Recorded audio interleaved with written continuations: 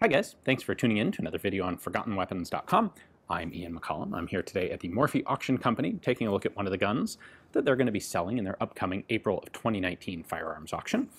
And I really find an interest in unusual operating systems. And if you're watching this, there's a good chance you do too.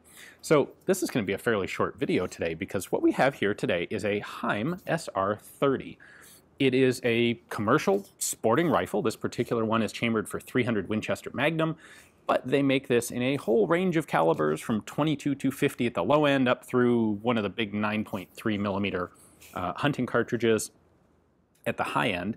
And what makes it interesting is that it is a straight pull bolt action system with a rather unique and innovative way to do the actual locking, how to do a straight pull system. So let's take a look at that.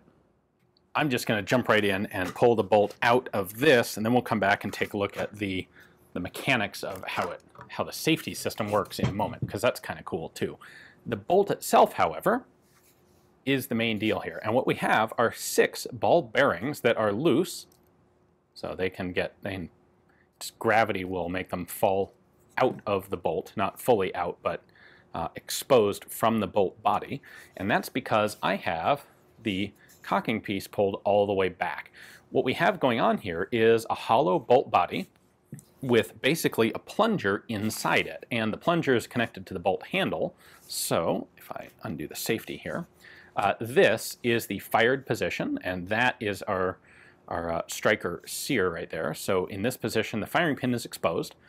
Normally, if this were in the rifle, the sear would hold this back until you pulled the trigger. But in this position, the center plunger has gone forward, and it forces these 6 ball bearings out of the bolt body. And those lock up into 6, obviously, matching recesses inside the receiver, and that's what locks the bolt in place. So to unlock it, all you have to do is pull the bolt handle back.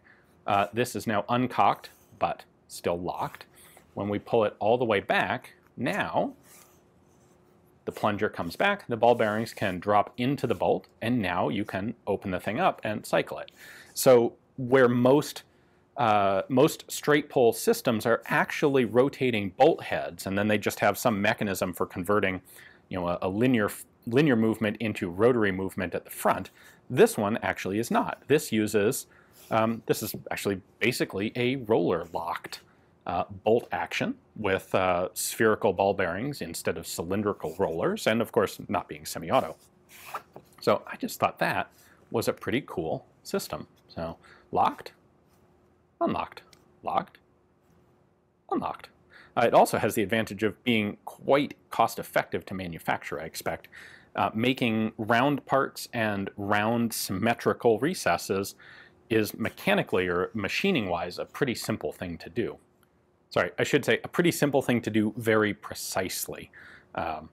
Straight lines are easy too, but symmetrically round recesses like this, that's one of the reasons the roller locking systems were popular, is that it was pretty easy to make some of those very high precision parts. So the rest of this system is actually still kind of cool. They've done a good job. It's not anything like revolutionary, but it's a really good application of general principles here.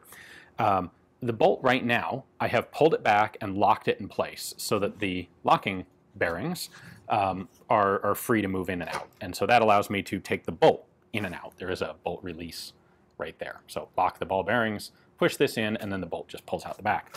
Once we put it back in, I can then push this button in, and now I have actually engaged the locking lugs. You can see it has a red dot, which typically indicates that it's ready to fire. However, the striker is not actually cocked unless I push the bolt handle all the way forward. So if you cycle this energetically, like you just fired a shot, it naturally comes back into the fully cocked position. The safety is not visible now, and it's ready to fire.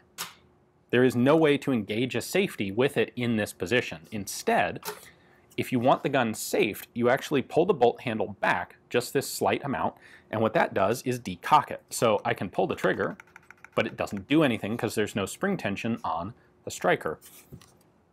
In this position, I can cycle the bolt, but I can't fire. So I can open this up, close it. And this is the position that a lot of people would want to use for carrying the rifle when hunting, because There's no spring tension, there's no chance of it firing, but it's very easy to get it into position to fire simply by closing that, and then you're ready to shoot. So if you are on a stalk or in a tree rest, a tree hide, and you're just waiting for an animal, you can do it very safely like this, and then very easily and quietly cock the thing to be ready to fire. However, you can also push the safety across. Now you have your white indicator, which is traditionally safe, and that locks the bolt in place as well. So trigger's locked and the bolt's locked, and in this position you can't do anything with the gun. So you have your option of like overly safe, regular safety, and ready to fire. There's often a problem with straight pull systems in that they typically, historically, have the set of rotating cams inside and require actually a pretty darn stiff pull on the bolt handle to actually open. And any potential speed advantage you might get from it being a simpler, straight back, straightforward action, you lose because it's a lot harder to actually open them than it is with a typical lift and then pull and then close and then lock sort of action. So this one's pretty cool in that cool ball bearing system kind of negates that problem. It's a neat idea. So these have been around since like 1988, so they're, by our standards, really quite brand new, but they have been on the market for a while. It seems to be a very nicely built rifle, and if you're in the market for a sporting rifle of this basic pattern, Heym seems like a pretty cool one. To be honest, a lot of these sorts of rifles are pretty interchangeable, at least in my mind, and having one that has a cool locking system, yeah, that's a neat way to, a neat thing that holds it above some of the traditional typical styles. So anyway, it is of course for sale here at Morphy's. If you take a look at the description text below, you'll find a link to their catalog page on it, get all their information, prices, bidding, etc. on it, and well, it'll go to someone I'm sure who will enjoy it. Thanks for watching.